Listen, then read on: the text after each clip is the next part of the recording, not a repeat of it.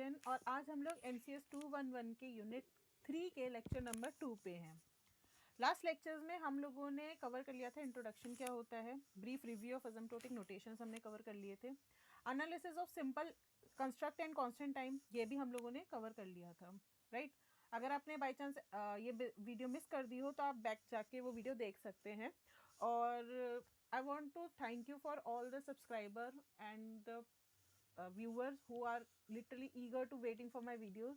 और मैं ये आप लोगों से एक रिक्वेस्ट करना चाहूँगी, प्लीज़ आप मेरी वीडियोस को ज़्यादा से ज़्यादा लाइक करें, ज़्यादा से ज़्यादा शेयर करें, ताकि वो और भी लोगों के पास जा सके जिनको एक्चुअली में इनकी नीड हो। अगर मैं कोई काम अच्छा कर रही हूँ या फिर I am able to deliver जो आप लोगों को अच्छा लग रहा है मेरा कंटेंट, तो प्लीज़ इस चीज़ को थोड़ा सा और बढ़ाएं ताकि मुझे भी अंदर से मोटिवेशन हो कि मैं और ये वीडियोज़ बनाऊँ। Alright, let's start with the video. Introduction हमने कवर कर लिया था, ब्रीफ असिम्प्टोटिक नोटेशंस कर लिए थे, कंस्ट्रक्शन कांस्टेंट टाइम ये भी हम लोगों ने कवर कर लिया था ऑलमोस्ट, ठीक है। आज हम लोग बात करेंगे एनालिसिस ऑफ सिंपल एल्गोरिथम्स की। अब हम पूरे अभी तक में पढ़ते हुए यही आ रहा है कि हम लोग एनालिसिस करें, एनालिसिस, बट एक्चुअली में अब यहाँ से कहानी शुरू होती है, यहाँ से एक्चुअल जर्नी शुरू होती है। ओके, जब हम किसी भी एल्गोरिथम को पढ़ते हैं या उसकी एफिशिएंसी को मेजर करना चाहते हैं तो हम लोग है ना 3 रूल्स का ध्यान रखते हैं। क्या रूल्स हैं कि पहला तो वो हमेशा वर्स्ट केस हम लोग कैलकुलेट करेंगे, क्योंकि बेस्ट केस कोई नहीं देखता, इंसानी नेचर है, हमेशा हम लोग वर्स्ट केस पे ही जाते हैं। तो जो भी वैल्यू आएगी या फिर जब भी हम लोग टाइम कॉम्प्लेक्सिटी को या फिर किसी भी एल्गोरिथम को पढ़ेंगे तो हम डिफ़ॉल्ट क्या रखेंगे, बिग ओ, ठीक है। दूसरा, उसकी जितनी भी लो ऑर्डर टर्म्स है। अब लो ऑर्डर टर्म्स का यहाँ पे क्या मतलब है, लो ऑर्डर टर्म्स का मतलब है जैसे सपोज करो मेरे पास एक मेरे पास एक वो हो एक्सप्रेशन हो कोई, x की पावर 5 प्लस x की पावर 4 प्लस x की power 3 and you know the restrict 2 1 and plus 5, ठीक है। अब हम लोगों ने बेसिक मैथ्स तो सभी ने पढ़ी हुई है, राइट। अब बेसिक मैथ्स क्या कहती है कि जो हाईएस्ट पावर होती है यानी कि हाईएस्ट एक्सपोनेंशियल पावर होती है वही हायर टर्म होती है, राइट। तो वही चीज़ है, हम लोग लो ऑर्डर टर्म्स यानी कि 4 3 2 1 और इवन कांस्टेंट, इन चारों को इग्नोर करेंगे सॉरी, पांचों को इग्नोर करेंगे। हमारे लिए क्या मैटर करेगा, ये वाली वैल्यू मैटर करेगी। तो वही बोल रहे हैं, ignore low order terms, focus on the dominant terms as it dictates the growth of rate of a large input size. जैसे जैसे इनपुट साइज बढ़ेगा वैसे वैसे हम लोगों को पता चलता जाएगा कि इसकी वैल्यू क्या है। अब मान लो मेरी x की वैल्यू होगी 1000, 1000 की पावर 5, बहुत ज़्यादा जीरोज हो जाएंगे, राइट, 15 जीरोज हो जाएंगे, ठीक है।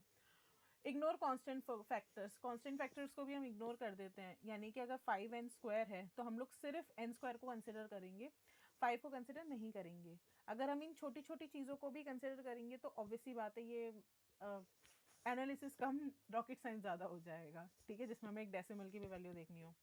तो इस वजह से हम लोग ये 3 रूल्स अपनी सहूलियत के लिए बना के रखते हैं ताकि हमें ईजी रहे किसी भी एल्गोरिथम को एनालाइज करने के लिए। अब ये रूल्स इंपॉर्टेंट क्यों है, वही मैं भी आपको बता रही हूँ कि अगर लार्ज साइज ऑफ इनपुट हो और मुझे उसका एक तरीके से एनालिसिस करना हो, उसको समझना हो कि ये कितना टाइम ले रहा है, कितना टाइम नहीं ले रहा है, तो मैं ऐसा तो है नहीं ना कि मैं बहुत छोटी छोटी टर्म्स को लेके चलूँगी। अगर मैं वो छोटी छोटी टर्म्स को लेके चलूँगी तो मेरा कभी वो कैलकुलेशन पूरा होगा ही नहीं, ठीक है। क्योंकि एल्गोरिथम एक ऐसी चीज़ है जिसका कोई एक फाइनाइट सोल्यूशन नहीं होता है, होता है ऐसी बात नहीं कि नहीं होता, इट जस्ट दैट कि उसको कैलकुलेट करते करते हम लोगों को बहुत ज़्यादा टाइम लग जाएगा, क्योंकि इनपुट साइज कितना भी हो सकता है, ठीक है। यहाँ एक एग्जाम्पल इनने दे रखा है, एग्जाम्पल क्या दे रखा है, 3n² 5n प्लस 10, ठीक है। अब इसमें डोमिनेंट टर्म क्या हुई, n², क्योंकि ये बड़ा है सबसे, और ऑब्वियसली बात है हम कांस्टेंट इग्नोर कर रहे तो हम 3 को भी इग्नोर कर देते हैं, चलो काट दिया इसको, क्या बचा n², तो इसकी कॉम्प्लेक्सिटी क्या हुई, big O n²। I hope इतना क्लियर हो। आगे हम लोग अभी एग्जाम्पल्स भी देखेंगे तो होपफुली आपको उसमें समझ आ जाएगा, राइट। चलो नेक्स्ट चलते हैं। अब हम जो एल्गोरिथम्स को कवर करते हैं या फिर एल्गोरिथम्स को समझते हैं तो हम 2 तरीके से कैलकुलेट करते हैं, एक तो समीशन और एक मल्टीप्लिकेशन। आज जहाँ तक होगा हम लोग इस समीशन और मल्टीप्लिकेशन 2 टॉपिक्स को हम कवर करेंगे, ठीक है, और बाकी के 2 फर्दर नेक्स्ट वीडियो में। समीशन में क्या मतलब होता है, समीशन यानी कि सिग्मा ऑफ IQ, मतलब एक तरीके से ये तो एक हम लोग सिंपल प्रोग्राम कैलकुलेट कर रहे हैं, समीशन का वैसे मतलब सिग्मा ही होता है, ये प्रोग्राम है, ये एग्जाम्पल है, कंफ्यूज मत होइएगा, ठीक है। ये हम लोगों को क्या है, द फॉलोइंग, ये एग्जाम्पल मैं इसलिए रखा है ताकि आपको समझ में आ जाए कि हम क्या बात कर रहे हैं, ठीक है। यहाँ पे हम क्या कर रहे हैं, किसी एक नंबर का, किसी एक वेरिएबल का उसका क्यूब निकाल रहे हैं, होपफुली इतना क्लियर होगा।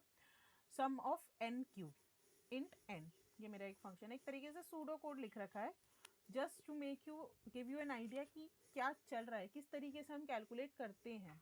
इससे भी बहुत कॉम्प्लिकेटेड एल्गोरिथम्स होते हैं। अगर आप कभी किसी इंटरव्यू में बैठे हो जिसमें डीएसए वगैरह पूछा गया हो तो वहाँ पे ना बहुत कॉम्प्लिकेटेड होते हैं, बट हम लोग ऑब्वियसली बात है सिंपल से स्टार्ट करेंगे। तो let's just start with this one simple सा। यहाँ पे क्या हो रहा है, डिक्लेरेशन हो रही है इस फर्स्ट स्टेप में। आई होप यू नो, आपको थोड़ी बहुत बेसिक प्रोग्रामिंग आती हो, इस पॉइंट पे मैं आप लोगों से एक्सपेक्ट करूँगी, ठीक है। इंट आई और टेम्प रिजल्ट, ये दो चीज़ें हमारी डिक्लेयर हो रही हैं। नेक्स्ट लाइन में क्या हो रहा है, इसका असाइनमेंट हो रहा है, यानी कि टेम्प रिजल्ट को हम वैल्यू क्या दे रहे हैं, 0। यहाँ पे क्या आ गया भाई, लूप आ गया, लूप आ गया। अब इसके बाद क्या आया, टेम्प रिजल्ट को हम यहाँ पे वैल्यू दे रहे हैं, टेम्प रिजल्ट प्लस आई इंटू आई, ठीक है। और हम टेम्प रिजल्ट को रिटर्न करा रहे हैं। This is the simple program, this is the simplest program to explain this thing, ठीक है। अब यूनिट ऑफ टाइम कवर कर लेते हैं। अब ये ध्यान रखना, हम लोग यूनिट ऑफ टाइम क्यों कह रहे हैं यहाँ पे, हम लोग सेकेंड, मिली सेकेंड, माइक्रो सेकेंड और भी बहुत सारी यूनिट्स है जैसे मिनट्स, मंथ, ईयर, ये क्यों नहीं ले रहे हैं। रीज़न ये है कि यूनिट से हम लोगों को क्लैरिफिकेशन मिल जाती है, ठीक है। अगर आप मिनट, माइक्रो सेकेंड, मिली सेकेंड इनमें कैलकुलेट करने बैठेंगे तो बहुत ज़्यादा कॉम्प्लिकेटेड हो जाएगा। तो इसलिए हम एक जेनेरिक यूनिट को यूज़ करते हैं ताकि हम लोगों को समझ आ जाए कि हम किस बारे में बात कर रहे हैं, ठीक है। पहली लाइन कितना टाइम लेगी, 2 यूनिट्स लेगी। क्यों लेगी भाई, 2 यूनिट इसलिए लेगी क्योंकि वो दो वेरिएबल को डिक्लेयर कर रही है, एक आई को और एक टेम्प रिजल्ट को, दो को डिक्लेयर कर रही है, ठीक है। तो इसलिए यहाँ पे 2 यूनिट ऑफ टाइम लगेगा क्योंकि वो हर एक वेरिएबल को टाइम देगा, ठीक है। उसके नेक्स्ट आ जाते हैं टेम्प रिजल्ट इक्वल्स टू 0। यहाँ पे क्या हो रहा है, असाइनमेंट हो रहा है, एक और एक तरीके से एक ऑपरेशन हो रहा है, ठीक है। तो वो क्या ले रहा है, 1 यूनिट ऑफ टाइम लेगा। कितने यूनिट ऑफ टाइम लेगा, 1 यूनिट ऑफ टाइम, क्योंकि यहाँ पे सिंपल सा एक असाइनमेंट हो रहा है, ठीक है। अब जो लूप होता है ना, लूप बहुत तरह का यूनिट ऑफ टाइम कॉस्ट करता है, ठीक है। अब क्या कॉस्ट करता है, हम लोग पहले तो इनिशियलाइज कर रहे हैं आई को, यहाँ पे वैल्यू दे रहे हैं ना आई इक्वल्स टू 1, ठीक है। इनिशियलाइज या असाइनमेंट जो भी कह लो, इनिशियलाइज करते हैं वैसे यहाँ से क्योंकि, ठीक है। इनिशियलाइज कर रहे हैं आई इक्वल्स टू 1, पहली यूनिट तो इसने ले ली। अब यहाँ पे दूसरा हो रहा है टेस्टिंग। अब ये टेस्टिंग कब तक होगा, एन टाइम बार तो होगा ही होगा, प्लस 1 एक और बार भी होगा। मतलब मेरा कोई लूप है, फॉर लूप है, उसमें एन की वैल्यू मान लो 5 है, ठीक है। लेस देन और इक्वल्स टू 5, यानी कि 5 टाइम तक तो चलेगा ही चलेगा, प्लस एक और बार कंडीशन चेक करने जाएगा वो, जो कि फॉल्स मिलेगी उसको। तो ये क्या हो गया 6, तो यानी कि n प्लस 1 टाइम तो ये चलेगा ही चलेगा, ठीक है। और इंक्रीमेंट कैसे हो रहा है, प्लस 1 1 हो रही है, राइट। अब ये प्लस 1 1 हो रही है तो ये टाइम भी ऑब्वियसली बात है कैलकुलेट करेगा, जो कि 1 यूनिट ऑफ कॉस्ट ले रहा है, ठीक है। तो कितना टाइम हो गया, इनिशियलाइजेशन 1 यूनिट, ठीक है। आपका ये टेस्टिंग n+1 प्लस ये आई का इनिशियलाइजेशन। ऑब्वियसली बात है, एक चीज़ आप नोटिस करना, ये आई तब तक बढ़ेगा जब तक एन की वैल्यू बढ़ेगी, ये ध्यान रखना। आई की वैल्यू तब तक बढ़ती जाएगी, यानी कि आई प्लस प्लस तब होगा जितने में एन की वैल्यू रिपीट होती जाएगी। तो यहाँ पे ये एन टाइम तो चलेगा ही चलेगा। ये n+1 इसलिए नहीं चलेगा क्योंकि एक बार तो कंडीशन फॉल्स भी तो होगी। जैसे यहाँ पे कंडीशन फॉल्स हो गई वो वैसे ही वहाँ पे एग्जिट ले लेगा, तो इतना तो ये चलेगा ही चलेगा। तो ये कितना टाइम ले लेगा, n+n 2n प्लस 2, तो ये इतना टाइम ले ही लेगा, ठीक है। अब आ जाते हैं नेक्स्ट पे क्या है कि हमारा जो टेम्प रिजल्ट है उसमें क्या हो रहा है, यहाँ पे एक तो असाइनमेंट हो रही है तो ये 1 यूनिट ले लेगा, ओके। यहाँ पे प्लस हो रहा है तो ये 1 यूनिट ले लेगा। यहाँ पे मल्टीप्लिकेशन 2 बार हो रहा है तो ये भी 1 1 यूनिट ले ही लेगा। और ये जो लूप चलेगा, ये वाली जो स्टेटमेंट चलेगी, कितने टाइम बार चलेगी, ये n टाइम बार तो चलेगी ही चलेगी। जितना हमारे पास m की वैल्यू है उतना तो ये चलेगी ही चलेगी, राइट। तो कितना हो गया, 1 + 1 2 3 4 4n, ये 4 हो गया ये, और n टाइम चलेगा तो इसलिए 4n हो गया। ठीक है, n टाइम क्यों चलेगा, क्योंकि जितना हमारा इनपुट साइज है ये बहुत मैटर करता है यहाँ पे, इसलिए टाइम कॉम्प्लेक्सिटी पे ध्यान रखना कि जब भी आपका इनपुट साइज होगा उसी के बिहाफ पे आपकी पूरी टाइम कॉम्प्लेक्सिटी मेजर होगी। ठीक है, ये n टाइम्स चलेगा और यहाँ पे ये 4 ऑपरेशन हो रहे हैं। ठीक है, चार चार चीज़ें चल रही है तो इसलिए 4n यूनिट टाइम लगेगा इधर।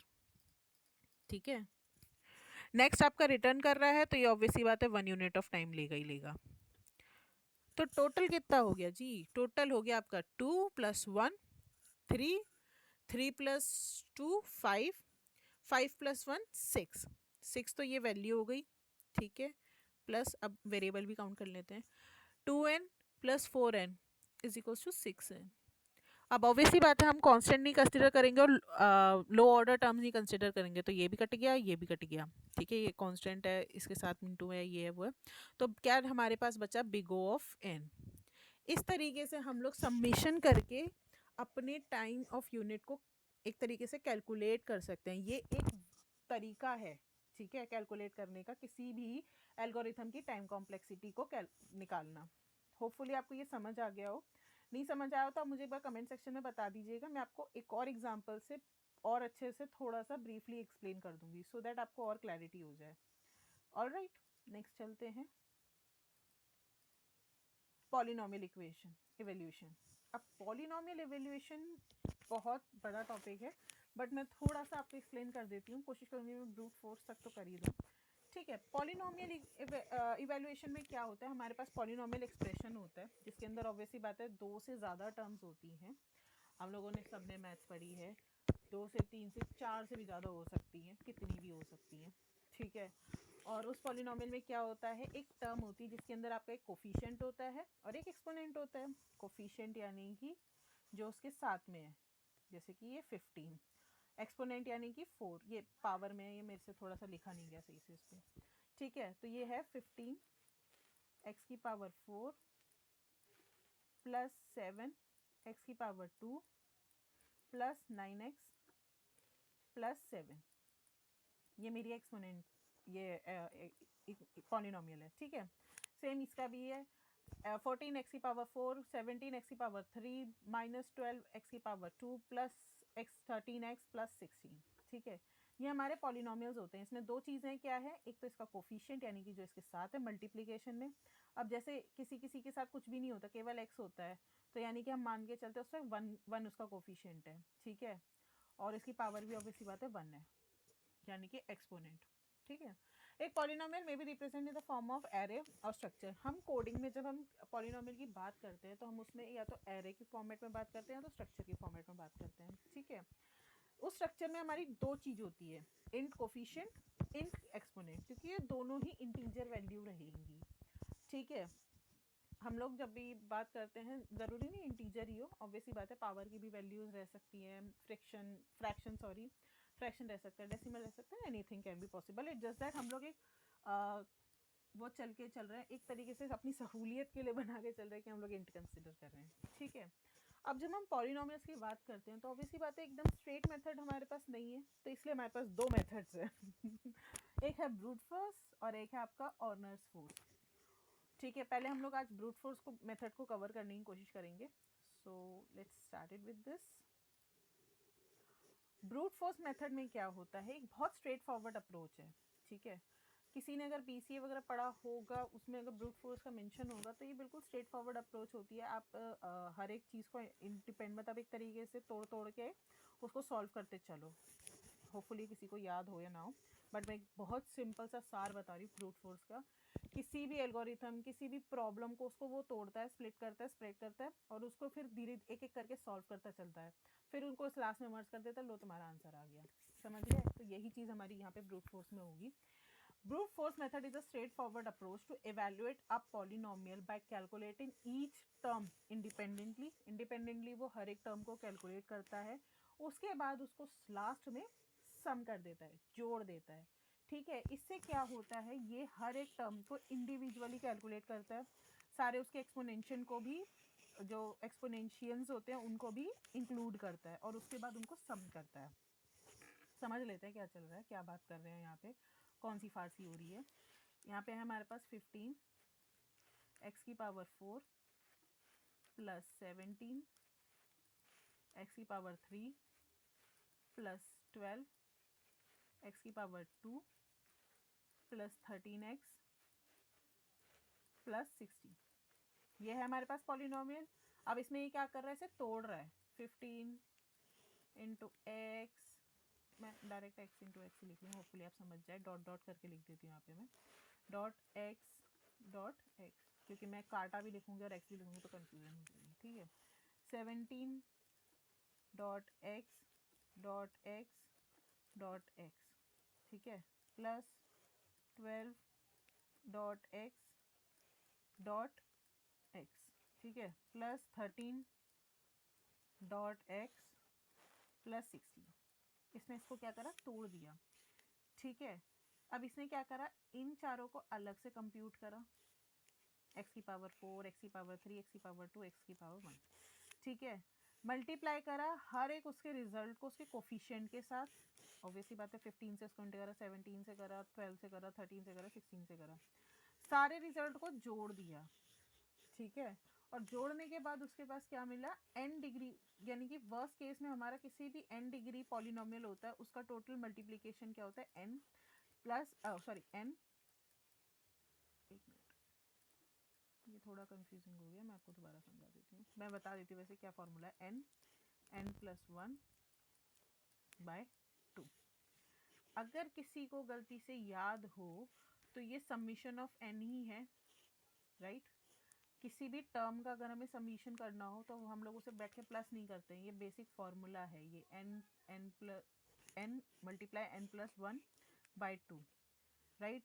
इनने क्या करा, इनने सारे उसको तोड़ा, सबको सम करा एक एक करके। मैं दोबारा इसको थोड़ा सा वैसे समझाती हूँ ताकि आपको ये थोड़ा सा और अच्छे से क्लैरिफाई हो जाए।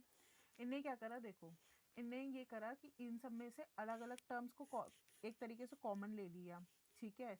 कॉमन लेने के बाद इसने देखा कि अरे ये तो सबका समीशन ही हो रहा है, सबका सम हो रहा है। कॉमन सम क्या निकल रहा है कि ये x प्लस 1 बाय 2। तो बाय डिफॉल्ट किसी भी पॉलिनोमियल, किसी भी n degree polynomial, n degree यानी कि जितनी भी डिग्री हो सकती है यहाँ पे, उसका सम, उसका हम लोग अगर इवैल्यूएशन करेंगे, उसकी टाइम कॉम्प्लेक्सिटी निकालेंगे, तो उसकी टाइम कॉम्प्लेक्सिटी x ब्रैकेट में x प्लस 1 बाई 2, और इन शॉर्ट और मैं कहूँ तो x का स्क्वायर, यानी कि n का स्क्वायर, x का स्क्वायर, कुछ भी कह लो, तो बिग O n स्क्वायर हो जाती है, ठीक है। ये थोड़ा सा कॉम्प्लिकेटेड है, इसको समझने के लिए ना आपको एक दो एग्जांपल्स देखने पड़ेंगे, मैं ऐसे थोड़ा सा सही से समझा नहीं पा रही हूँ, ठीक है। बट इसके एग्जाम्पल अगर आप देखेंगे ना तो उसमें आपको बहुत क्लैरिफाई हो जाएगा कि मैं बोलना क्या चाह रही हूँ। जो भी हमारी पॉलिनोमियल टर्म्स होती हैं उसके अंदर हमारी ऑब्वियसली बात है कितनी भी डिग्री क्यों ना हो, एक बेसिक हमारे पास क्या बचेगी, n, समीशन ऑफ n तो रहेगा ही रहेगा। तो समीशन ऑफ n की वैल्यू क्या रहती है, n by n plus 1 by 2, यानी कि बिग O ऑफ 2, ये big O of n square, sorry. ये थोड़ा सा कॉम्प्लिकेटेड हो गया, मैं कोशिश करूंगी इसकी नेक्स्ट वीडियो जो मैं बनाऊंगी ना, जिसमें मैं ये वाला भी कवर करूंगी, ऑनर्स वाला, तो उसी में ही ना मैं इसको भी और अच्छे से कवर कर दूंगी। इसके मैं 2-3 एग्जाम्पल पहले एक्सप्लेन कर दूंगी, सो दैट आपको थोड़ी सी और अच्छे से ये चीज़ क्लेरिफाई हो जाए। ऑलराइट, ये नोट्स आप चाहिए तो आप इनको ऐसे लिख सकते हैं, स्क्रीन पे ये सारी चीज़ें हैं। मैं स्क्रीन पे ये चीज़ें इसलिए मेंशन कर रही हूँ ताकि आप आराम से एक एक करके इसके आराम से अपने नोट्स बना सके, अपने आप को प्रिपेयर कर सके, ताकि आपको ईजी रहे कि हम क्या बात कर रहे हैं, क्या बात नहीं कर रहे हैं, ठीक है। ये भी आप चाहिए तो ये वाली स्लाइड आप लिख सकते हैं, जस्ट फॉर योर ओन सेक। मैं इसको एक नेक्स्ट वीडियो में अच्छे से और एक्सप्लेन कर दूंगी, ठीक है। अगर आपको मेरी मेथड ऑफ स्टडिंग अच्छी लग रही हो, अगर आपको मेरा कंटेंट अच्छा लग रहा हो, अगर आपको कहीं से भी ये चीज़ वैल्यूएबल या वर्थ इट लग रही हो, तो प्लीज़ प्लीज़ प्लीज़ लाइक ज़रूर कीजिए मेरी वीडियोस को, सब्सक्राइब कीजिए मेरे चैनल को, और इन वीडियोस को जहाँ तक हो सके उतना शेयर कीजिए। अपने उन दोस्तों को भी शेयर कीजिए जिनको ज़रूरत है, अपने उन भाई बहनों को भी कीजिए जो अपनी जॉब की प्रिपरेशन कर रहे हैं, अपने गेस्ट को कीजिए, अपने रिलेटिव्स को कीजिए, प्लीज़ कीजिए इसको share. Okay, thank you for watching. I'll see you in the next video. Okay, thank you, bye bye.